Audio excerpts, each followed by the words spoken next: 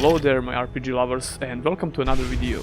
Remnant From the Ashes is a third-person survival action shooter set in a post-apocalyptic world. The type of a game that I usually don't cover on this channel, but I think you'll see why I'm really excited to get my hands on this title.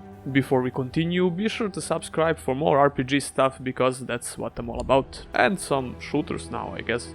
Everything about this game looks and sounds really appealing to me, even though I'm not a huge fan of third-person looter shooters. Remnant certainly doesn't look like a generic shooter game to me, and I'm not only talking about the visuals and the art style. Boss design, the atmosphere, online co-op, and gameplay mechanics with enough depth are the features that should keep us invested in this game, and we're going to talk about all of that in this video.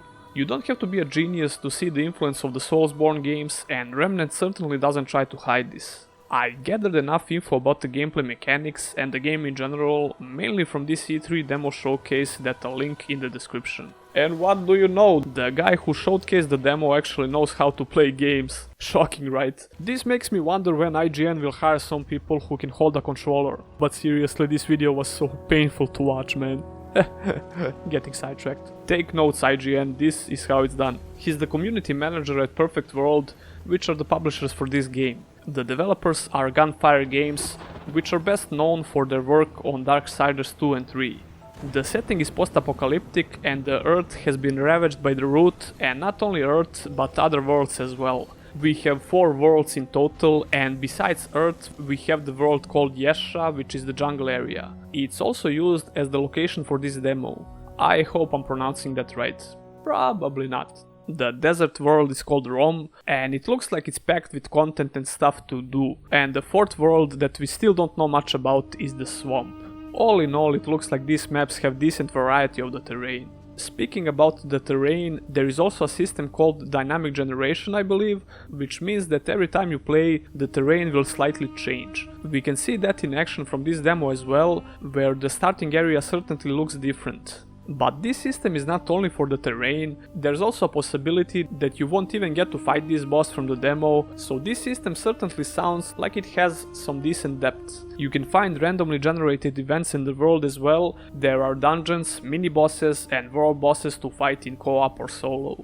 You will be able to team up with 2 players in co-op, and the interesting thing about this, we still don't know how it actually works. What we do know is that we can play in co-op with our friends, but we can also play with strangers. You can find them in the world and team up with them. Not actually sure how this works, but it certainly sounds interesting. And I believe that I read somewhere that the most challenging content in game is designed for co-op, but don't quote me on that. You can obviously play solo through the game as well, so don't worry if that's more your thing. Now let's talk about the actual gameplay, because obviously that's the main focus of this game. The shooting mechanics look pretty good, especially for a third-person shooter. But not only that, everything else like the movement, enemies and animations in general look really good and polished. When you start the game, you will be able to choose an archetype.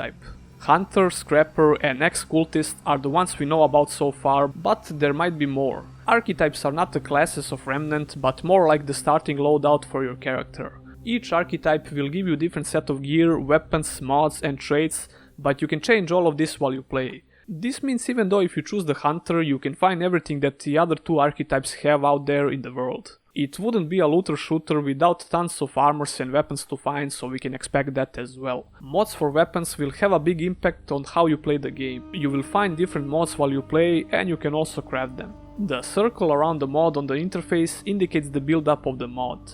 Once it reaches the full circle, you'll be able to use a special ability from that specific mod.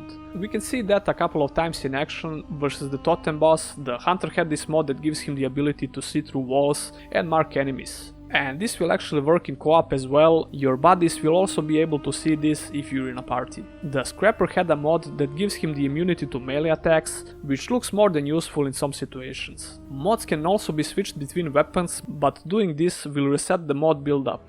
And mods will also change how the weapons look. Speaking about the mechanics that affect the gameplay, we have traits as well. Every time you level up, you'll get a trait point, which you can spend on a trait that you found. Every trait you find will always be at least level 1, so you don't need to waste a trait point just to try it out. You level up by doing quests, and killing stuff naturally. We can't talk about the gameplay mechanics without mentioning the dodge. It's obvious that your dodging skill will play a big role, so you have to use those high frames accordingly. And as you probably expected, the armor you wear will affect the dodge. But what's really interesting, not only the speed of the dodge, but also the range of it, as we can see from this example. There's light dodge, medium dodge and heavy dodge, so fat rolling confirmed. You can expect the regular stuff from armor pieces you find, stuff like resistances and weight. You will also have the base in the game, where you can upgrade your gear if you have the materials. Bosses can drop specific weapons, and they will also have different stages of fight in which they get different abilities. And this is not all, if you kill the boss in a certain way, you may get different loot. The bonfire looking thing is called World Shard. You'll replenish your ammo, health and dragon hearts while you rest at one of those. And by the way, dragon hearts are your main healing items. Estus flasks. I think that now you get why I'm excited for this game. If this is not enough information to get you interested in this game, you probably really hate shooters. Tell me your opinions about this game in the comments and subscribe for more content. I will definitely do more videos for this game in the future, so you don't want to miss on those. I have to give special thanks to my Patreons, and if you as well want to become one, I'll leave all the links in the description. See ya in the next one.